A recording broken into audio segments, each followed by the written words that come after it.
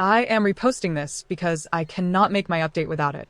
This has not been altered at all, except for this caption. It's exactly as it was before being removed by the entitled parents mods.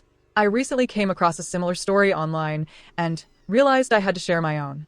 This will be my one and only Reddit post, and I'm sharing it because I thought that telling my story might help me process everything a little better.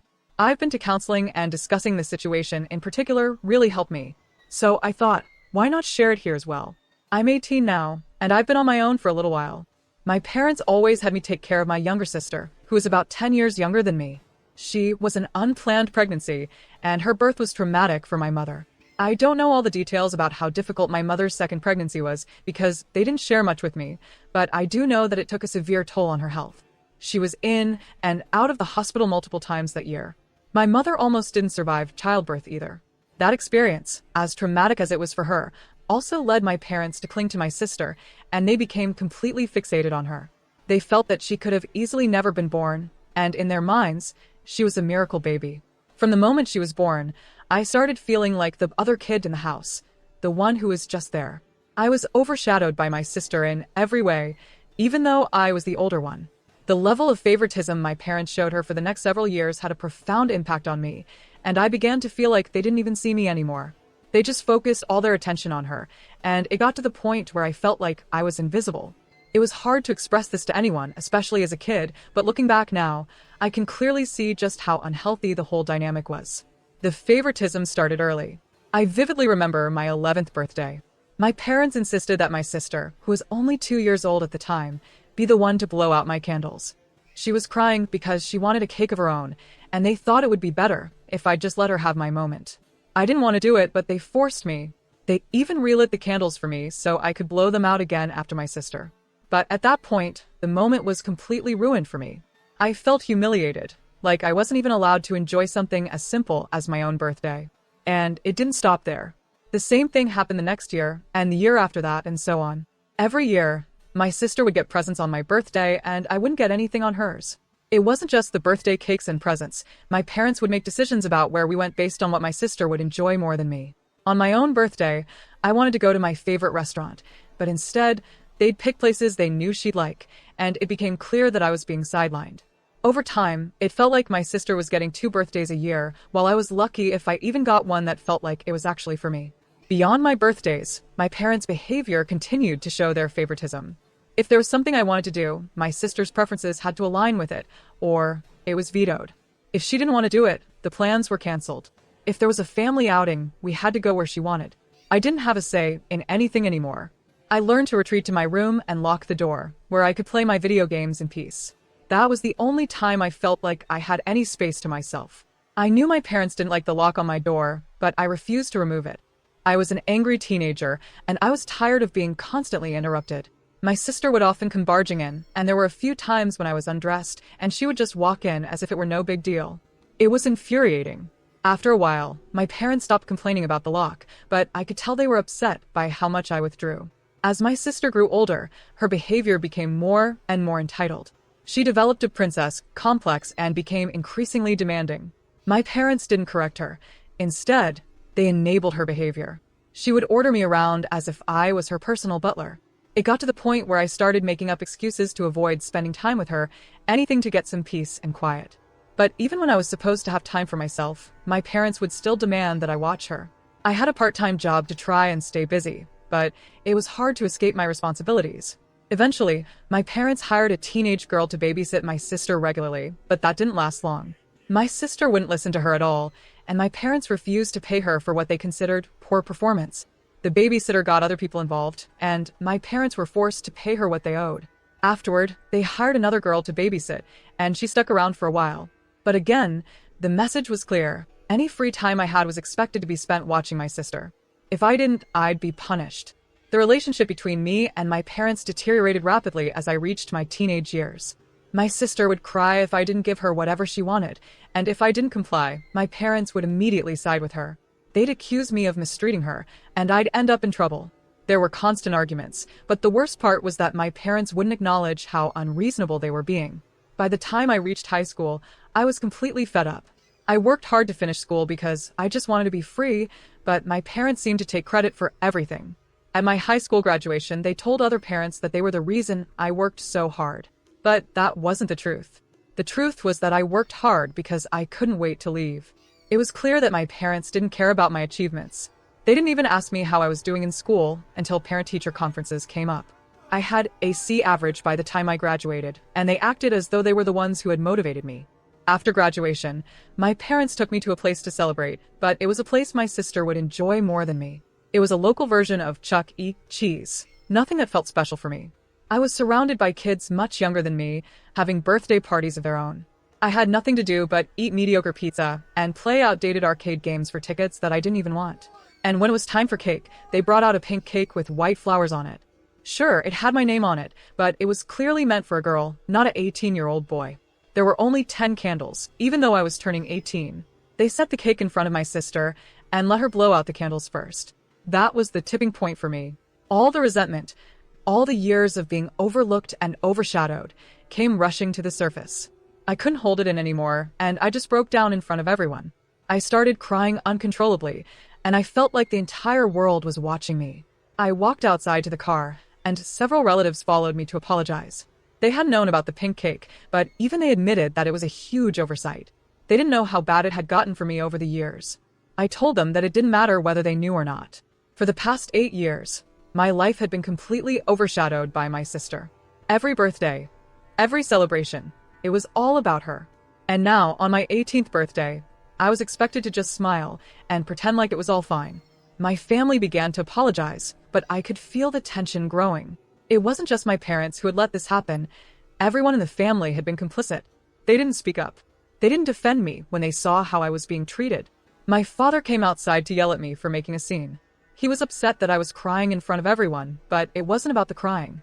It was about years of being made to feel invisible. And when my sister heard the commotion, she ran outside too, upset that I had ruined her moment. My father tried to get me to stop yelling, but I couldn't hold back anymore. I told him exactly how I felt about all of it, and when I finished, the rest of the family jumped in. My father was practically backed up against the door of the restaurant, and most of the family followed him in to confront my mother. They spent nearly half an hour inside, while I stayed outside with my grandparents. When they came out, they both looked utterly defeated. My mom was still sniffling, unable to meet my eyes. My parents apologized for what they had done, offering to redo the celebration elsewhere. But I told them that it was too late. They'd ruined 8 years of my life, and there was no way to take that back. I told them they were bad parents. They had treated me like a second-class citizen my whole life, and now, on the biggest day of my life, they couldn't even get it right. They didn't care about me. They cared about making sure my sister was happy. My grandfather backed me up, saying they had failed as parents and that I had every right to be angry. My parents looked ashamed, and my father was quietly crying. He apologized again and promised to make it up to me. But I was done with them. At that moment, I realized that it wasn't about the cake, the presents, or the celebrations.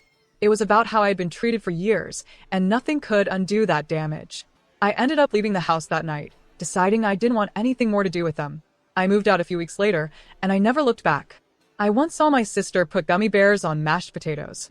The thought of it still makes my stomach turn. Gummy bears and mashed potatoes aren't exactly a combination you'd expect to see together, but for her, it was just another one of those bizarre choices that made no sense. I don't know if it was because of her obsession with sugar or because she found it amusing to combine things that didn't belong together, but the sight of it will stay with me forever.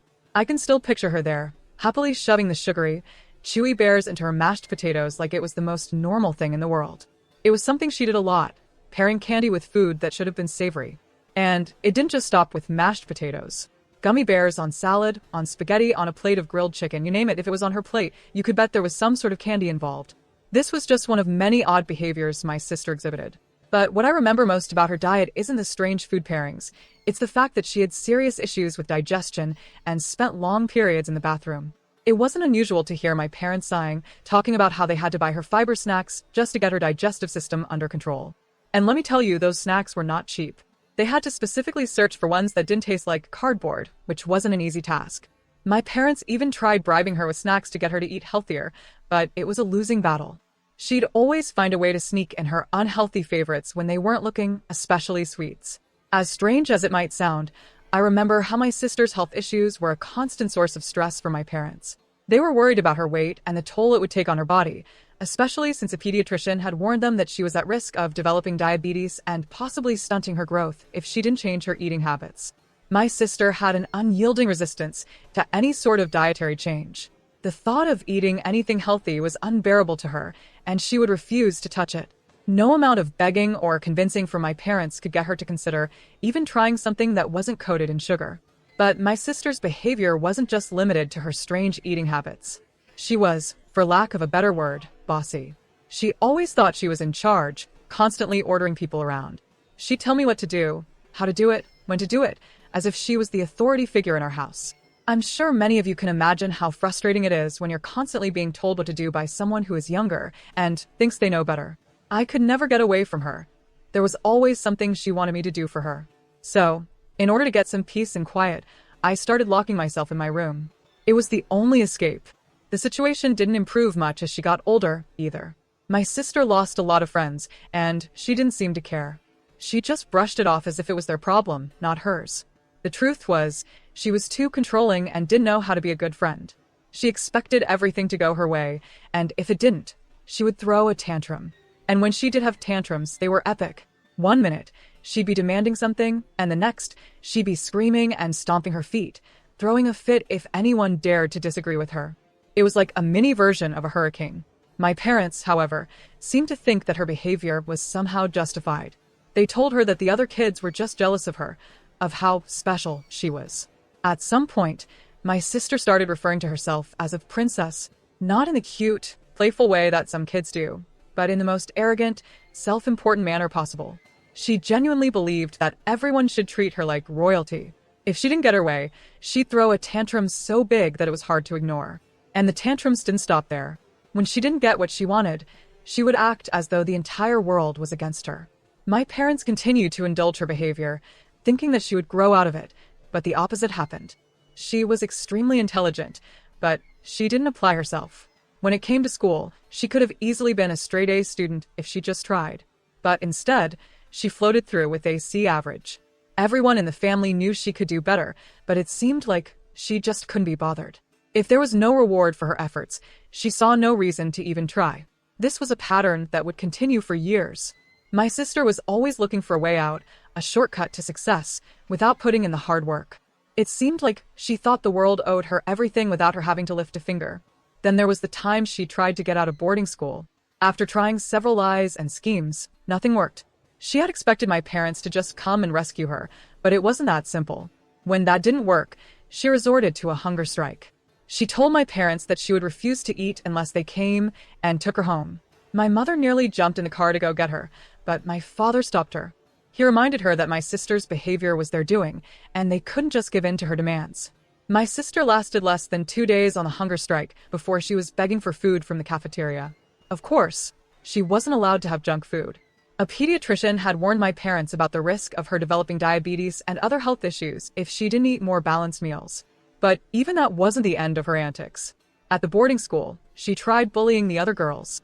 When they didn't put up with her behavior, she picked a fight with one of them and got beaten up badly. A group of girls confronted her, and after a few harsh blows, she was bruised and scraped all over. It was a humbling moment for her, but of course, she didn't take responsibility for it. Instead, she blamed everyone else. She even went so far as to say that the girls should just do whatever she told them to do. But they didn't.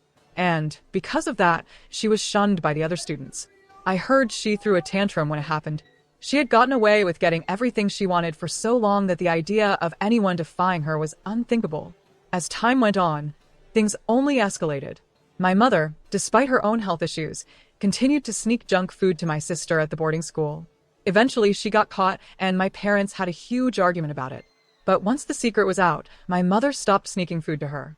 Even then, my sister was relentless in her desire for unhealthy foods. Her obsession with junk food had become an addiction, and she couldn't stand the thought of not having it whenever she wanted. But the boarding school had strict rules, and it was starting to feel like there was no way out for her. The next phase of her rebellion took a darker turn. My sister attempted to hurt herself. She had found a knife in the cafeteria and climbed up onto a table, threatening to harm herself if they didn't give her candy and let her leave the school. She was demanding, manipulative, and desperate. It wasn't just the candy. She wanted out of the boarding school, and she thought that this was the way to get it. But, of course, it didn't work. Things only got worse. She slipped, fell off the table, and broke her arm, clavicle, and suffered a concussion. It was clear that even the boarding school had had enough. They didn't want her back. But even after all of this, she was still far from being the model student or child. Her actions landed her in a psychiatric ward where she was diagnosed with a severe case of narcissism. It was a hard pill for my parents to swallow. It wasn't just their precious baby girl acting out anymore. There was something deeper at play, something much darker. Therapy was mandatory for her, and she had to stick to a strict, healthy diet, the very thing she dreaded the most. This didn't sit well with my mother. She still wanted to rescue my sister from the ward, to bring her home. It was her baby, after all. But my father wouldn't hear of it. In a moment of frustration, my mother hit my father with a bottle, breaking his cheekbone and cutting him badly. The police were called, and my father was taken to the hospital. My mother was carted off to a psychiatric evaluation, where she was diagnosed with PTSD, stemming from childhood trauma that no one in the family knew about. It was a hard revelation for everyone, but the truth was, it had all been building for years. The trauma was not just in my sister's life. It was in my mother's as well. And it would take years for her to face the reality of the damage that had been done, both to her and to my sister. As for me, well, things were still very much up in the air. My 19th birthday came around, and my grandparents threw me a party at a restaurant. It was nice, but it was also overshadowed by the presence of my sister. She had been allowed time out of the ward, and when she walked in, I could see the bitterness in her eyes. She was glaring at me, clearly resentful that I was the center of attention, even for a moment. She had lost a significant amount of weight by this point, no more junk food, but she was still the same girl who wanted everything for herself. My 19th birthday was bittersweet. It wasn't the dream celebration I had hoped for, but it marked the end of one chapter in our lives and the beginning of a new one. The years to come would hold even more challenges, but for now, I was content with just moving forward. I wasn't sure what would come next for any of us, but I did know one thing. My sister's time in the ward had changed things, for better or worse. Years went by, and with each passing day, things continued to spiral downward for my sister. Her time in the psychiatric ward had been a turning point, yes, but it didn't fix everything. It wasn't a magic cure for the deep-seated issues that had plagued her for so long. The therapy was only half-heartedly embraced. She went through the motions, but her heart was never in it. She was resistant, as always. She couldn't accept that there were things about herself that needed to change. Instead, she kept retreating into old habits, the same toxic behaviors that had shaped her life from the very beginning. My parents tried to help, or at least they believed they were. My mother, despite all the trauma she'd endured, still clung to the idea that if they just loved my sister enough, she would eventually come around. But my father had started to give up. He had been the one to put his foot down about the boarding school and the psychiatric ward, but even he couldn't seem to break through to her. She was a lost cause in his eyes, a relentless force of will that refused to change, no matter what he did. It wasn't long after her release from the ward that she got herself into trouble again.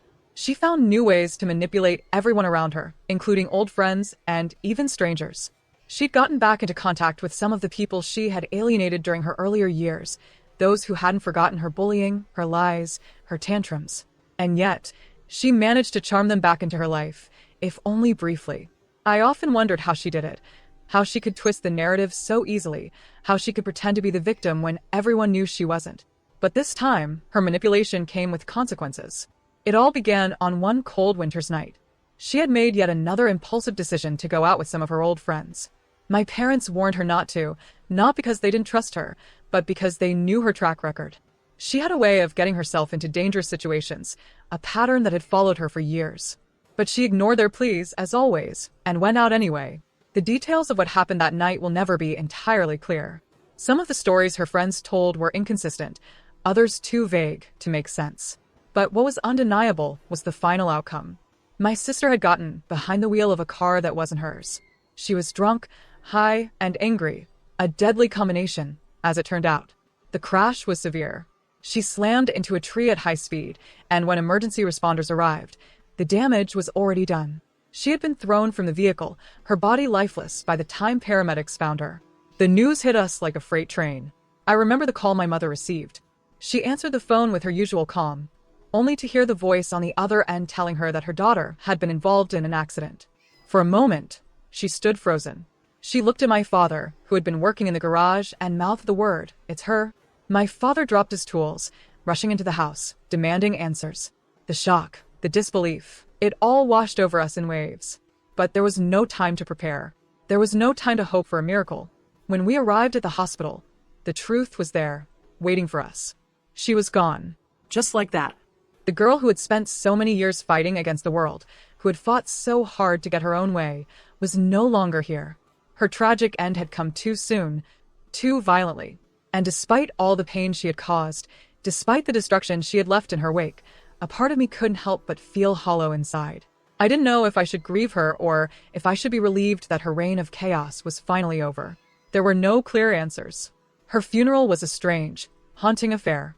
Friends and family who had once been pushed away by her selfishness and cruelty now gathered to say goodbye. Some of her old friends were in tears, but I could see the hesitancy in their eyes, the remnants of their own scars left by her behavior. My parents, as heartbroken as they were, struggled to reconcile the image of the daughter they had raised with the person she had become. For them, her death was not just a loss, it was a reminder of everything they had tried and failed to fix. All the missed opportunities, the unspoken words, the dreams that would never be realized.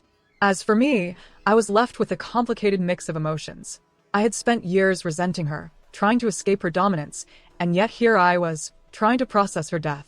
The weight of her absence was almost too much to bear, yet somehow, it felt strangely final. Her reign of control, her constant push for attention, her need to manipulate and hurt others, it had all come to an end. And I wasn't sure how to feel about that. In the weeks that followed, I tried to find peace with what had happened. I couldn't change the past. I couldn't undo the years of trauma, of damage, of broken relationships. But I could try to move forward. I could try to live a life that was free from the shadows of her influence. It wasn't easy, and it never would be, but at least now there was space to breathe. And yet, her death haunted me. The questions lingered. How could things have gone so wrong? What was it about her that led to this tragic end? Could we have done more, tried harder, fought for her a little longer? But the truth was, there was no answer to those questions. There was no way to know for sure. What I did know was that her story had ended in the way it had always seemed destined to, chaotic, destructive, and tragically self-inflicted. I wished I could say that I forgave her, that I had found peace with her, and with the damage she had caused. But I couldn't. Not yet. Maybe someday in time I would. But for now, the only thing I could do was remember the lessons I had learned from her. The fragility of life, the dangers of unchecked power, and the importance of empathy, no matter how difficult it may seem. Her death marked the end of an era for our family. It was a moment of painful closure, but also one that allowed us to finally begin to heal, to break free from the chains of her toxic grip. I don't know if my sister ever found peace in her last moments. I'll never know, but I do know this. She left behind a legacy of pain, of missed opportunities, and of what might have been. It's a legacy that will never be fully understood, but it will always be remembered. And that, in the end, is the tragedy of her life. Thank you for watching this video. Don't forget to subscribe and hit notification bell to stay updated.